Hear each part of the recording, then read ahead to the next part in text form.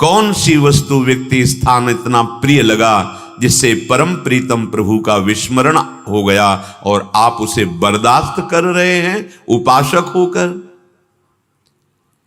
एक तो हम उस भगवत चिंतन रूपी महामणि को त्याग कर जो उस क्षण में भोग में तन्मय हुए, वो भोग हमारे अंदर और गलत संस्कार बनाएगा और हमें अशुभ गति होगी, जिसे दुर्गति कहते हैं।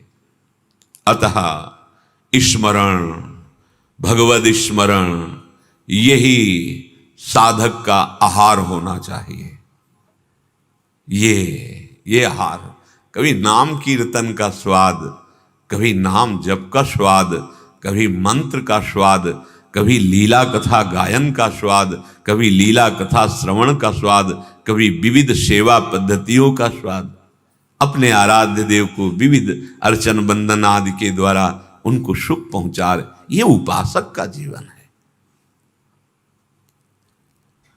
जो स्मरण पर दृष्टि रखता है उसने मानो सब साधनाओं का फल प्राप्त कर लिया।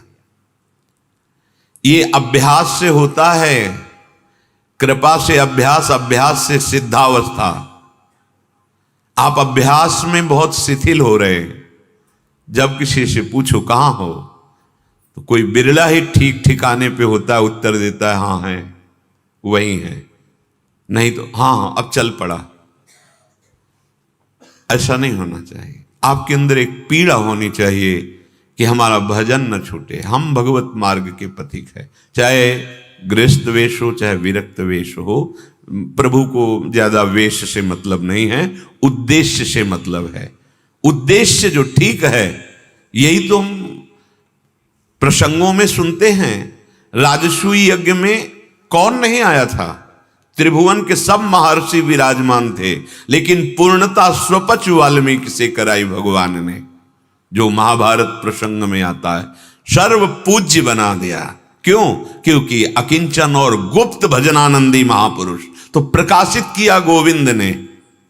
अपने जनों का यश भगवान स्वयं प्रकाशित करते हैं, वो अपने यश को बर्दाश्त नहीं करते। अगर यश बर्दाश्त होने लगा तो मरा हुआ अहम फिर जाग जाएगा। नहीं स्वीकार करते, गौरव नहीं रखते। गौरवम घोर रौरवम, प्रतिष्ठा सूकरी विष्ठा, सम्मानम घोर विषम।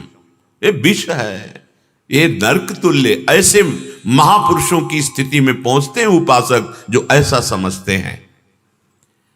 ये सिद्धावस्था अभ्यास से होती है और आसक्ति से होती है।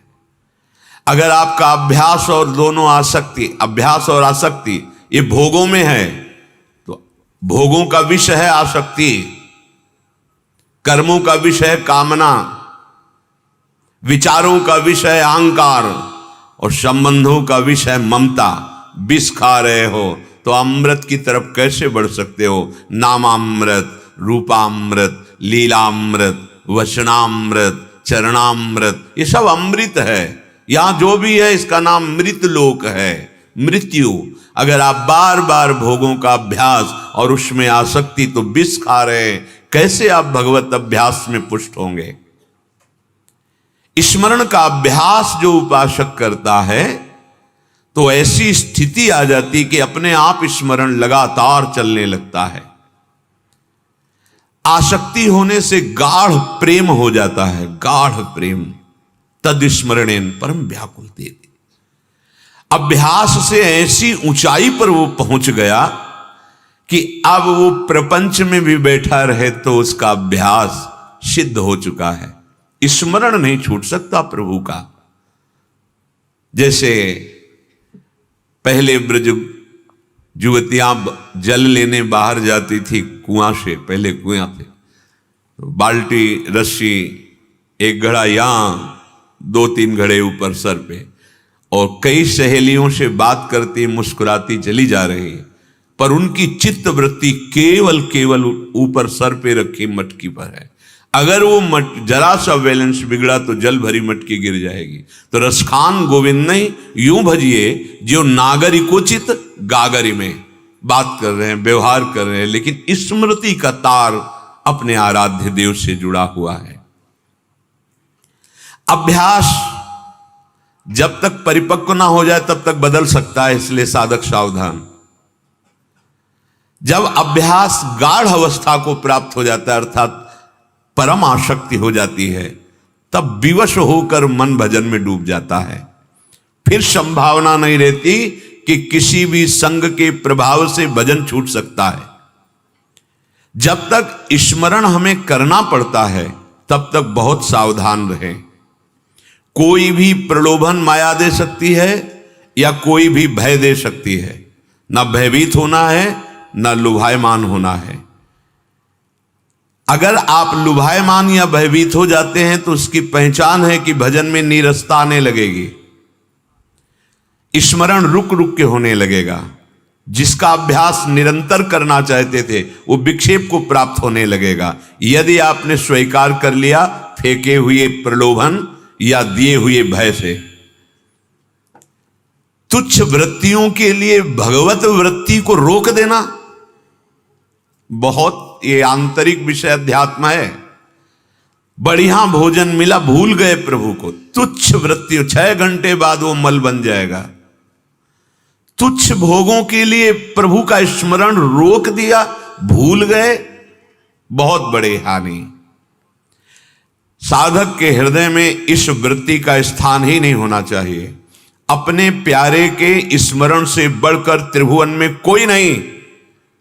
ये जबान से नहीं, आचरण में दिखाना पड़ेगा।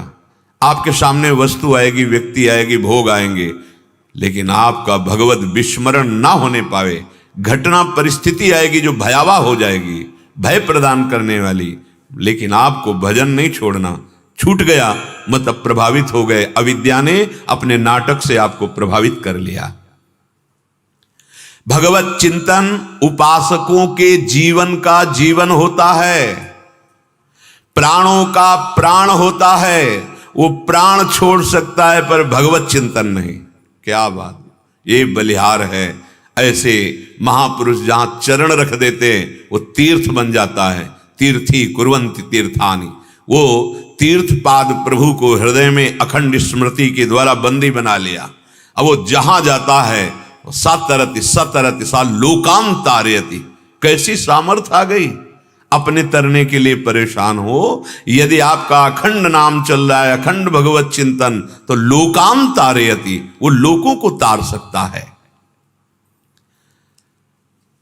जिस समय आपका निरंतर चिंतन चलता है, एक क्षण के लिए नहीं रुकता, तो आपकी ऐसी स्थिति हो जाएगी, अगर रुकने का अवसर आया, जैसे श्वास चल रही और रोक दी जाए तो दम घुटने लगता है, ऐसे आप व्याकुल हो जाएंगे। नाम का अगर वो तार रुक रहा है, नाम की जो एक धारा चल रही, उसको किसी भी कारण से विक्षेप पहुंचा, वो व्याकुल हो जाएगा। ऐसे उपासक के संचित कर्मों में नाम आग लगा देता है। बहुत ये दुर्लभ बात है। ऐसे उपासकों के जिनका अखंड चिंतन चलता है, तो ये चिंतन, ये नाम संचित में आग लगा देता है। बहुत ध्यान से सुनना। नवीन जो क्रियमाण है, बहुत मंगलमय हो रहा है, त्रिगुणातीत हो रहा है, इसका उसको बंधन नहीं होगा, पर प्रारब्ध को भोगना पड़ेगा। ये बड़े बड़े महापुरुषों के शरीरों में देखा जाता है। यद्यपि नवीन ये प्रबल कर्म इतना है कि वो प्रारब्ध को रोक सकता है, प्रारब्ध को बाधित कर सकता है, पर जो इस कोटि का भजनानंदी होता है वो अपना प्रारब्ध भोगना चाहता है, मिटाना नहीं चाहता। क्योंकि ब्रह्मास्त्र का प्रयोग मच्छर मारने के लिए नहीं होता। नहीं, ब्रह्मास्त्र का विस्मरण हो जाएगा। उसकी एक मर्यादा है कि वो दैवी शक्ति संपन्न या महामाया शक्ति संपन्न होना चाहिए जिस पर ब्रह्मास्त्र का संधान हो। अगर साधारण पर कर दिया गया तो ब्रह्मास्त्र लोप हो जाएगा, उसकी स्मृति, उसकी सामर्थ्य। ऐसे ही निरंतर भगवदानंद में डूबकर जो जीवन मुक्तता की तरफ जा रहे हैं, वो अपने पावर का, अपने सामर्थ्य का प्रयोग ये शरीर के आए हुए प्रारब्ध के रोकने में नहीं लगाते। नहीं, शरीर अभिमान पुष्ट होने लगेगा। इसलिए वो भगवदानंद की मादकता में अपने प्रारब्ध को सह लेते हैं और भोग लेते हैं। बहुत सुंदर बात है, बहुत सुंदर। एक परमहंस जी मिले थे हमें इछावर बिंदौर की तरफ, जो हम यमुना के किनारे भ्रमण कर रहे थे। वो बड़े ही दिव्य ब्रह्मबोध संपन्न महापुरुष, काफी दिन संग। फिर जब वृंदावन में थे तो एक दिन देखा वो, अरे दौड़ के गए, प्रणाम किया। पूर्व 20 वर्ष पहले मिले थे तो बहुत छीण काय हो गए थे। तो हम कहा महाराज जी कुछ मिनट रुकिए, हम कहा अभी हम आपके लिए कुछ लाते। तो दौड़ के गए, मठा और गुड़ ये मिला तो लाए। वो परिक्रमा मार्ग में बड़े ही वैराग्य मूर्ति। तो उन्होंने कहा कि ये गुड़ नहीं पाएंगे, हमें शुगर हो गई। कहा आश्चर्य महाराज जी, हम तो आपके साथ चल 60 किलोमीटर ब्रह्माकार वृत्ति में चले जाए, हमारे थक जाते तो विनय करते थे, महाराज जी थोड़ा तो रुक जाइए। हाँ बैठ गए। हमको लोग कहते 2-4 किलोमीटर चले शुगर आपको तो उन्होंने कहा प्रबल प्रारब्ध को रोका नहीं जाता, भोगा जाता है। हमारी डायरी में लिखा है उसी समय आके, प्रबल प्रारब्ध को रोका नहीं जाता, भोगा जाता है। जो महात्मा जन होते हैं उसे रोकते नहीं है, उसे स्वयं भोगते हैं। जो नवीन आपका एक कर्म त्रिगुणातीत है, भजन, ये सब कुछ करने में समर्थ, प्रारब्ध को बदलने में समर्थ, पर इसका प्रयोग नहीं होता। जो सच्चे महापुरुष हैं इसका प्रयोग नहीं करते। प्रारब्ध को कुछ काल के लिए रोकना हो सकता है कि अभी मैं स्वीकार नहीं करता, हाँ आपको समय दे दूंगा, अभी नहीं, अभी हमारी परिपक्व अवस्था नहीं, प्रारब्ध रुक जाएगा। ये उनकी बात हो रही जो अखंड तैल धारावत भजन में, जैसे एक प्रसंग में कई बार सुनाया है, पूज्य श्रीधर बाबा ने सुनाया था जब उनके चरण चाप रहे थे। तो ये जब प्रकाशित हुआ था उनसे, तब उन्होंने वो कि देखो महात्मा जन कितने भी समर्थ हो, भोगना तो पड़ता है। बोले एक राधा कुंड में संत जी थे, वो अपना नियम से भजन करते, पूरे राधा कुंड में सोहनी सेवा करते। कोई जैसे ये बाहरी लोग तभी हम कह रहे हैं, जैसे लोग कहते हैं कि इसका शुद्धिकरण होना चाहिए, हाँ होना चाहिए, पर शुद्धिकरण पूर्ण रूप से धाम का या नदियों का तभी होगा जब हम लोगों की बुद्धि शुद्ध हो जाए। जहां खाया वहीं फेंक दिया, मसाला खाया थूक दिया, ये शुद्धिकरण, तुम्हारी बुद्धि शुद्ध हो जाएगी तो तुम्हें पता होगा मुझे कहां थूकना है, कहां लघु शंका करना है, मुझे कहां कूड़ा डालना है। हम लोग ही तो गंदगी फैलाने वाले हैं।